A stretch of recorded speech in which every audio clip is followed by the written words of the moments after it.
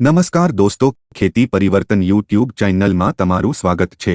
Climate ચેન્જના કારણે ગુજરાતમાં હવામાનની પેટર્ન બદલાઈ ગઈ છે। હવે ગુજરાતમાં અતિથી અતિભારે વરસાદ એટલે કે સતત 8 ઇંચથી વધુ વરસાદ પડવાની ઘટનાઓમાં ઘટાડો થયો છે। ગ્લોબલ વોર્મિંગના કારણે વરસાદ પડવાની પેટર્ન બદલાઈ છે। જ્યાં પડે ત્યાં ખૂબ જ વરસાદ પડે છે અને જ્યાં નથી પડતો ત્યાં જરાય નથી પડતો। તાપમાન અને પવનની પેટર્નમાં થયેલા ફેરફારની અસર પડી છે। વરસાદની નબળી પેટર્ન માટે આ તમામ પરિબળો જવાબદાર છે। ક્લાઇમેટ ચેન્જના કારણે સૌરાષ્ટ્ર અને કચ્છમાં વરસાદનું પ્રમાણ વધ્યું છે।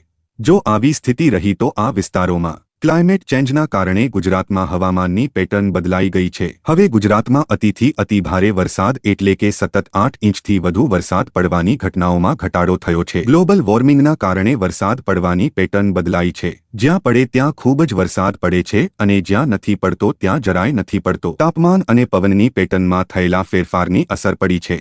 વરસાદની નબળી પેટર્ન માટે આ તમામ પરિબળો જવાબદાર છે। ક્લાઇમેટ ચેન્જના કારણે સૌરાષ્ટ્ર અને કચ્છમાં વરસાદનું પ્રમાણ વધ્યું છે।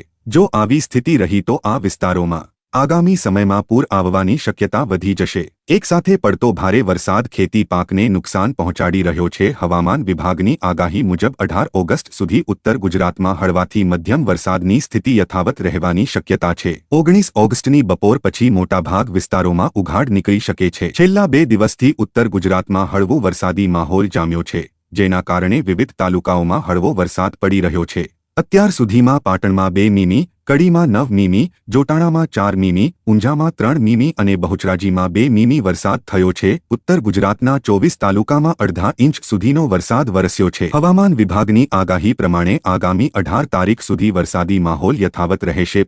ઓગસ્ટે એક વરસાદના રાઉન્ડની શરૂઆત થશે। આ 21 તારીખ સુધી રહેશે। આ વરસાદ સાર્વત્રિક નહીં હોય, અમુક વિસ્તારમાં હશે। તે પણ સામાન્યથી મધ્યમ વરસાદ જોવા મળે તેવી શક્યતાઓ છે।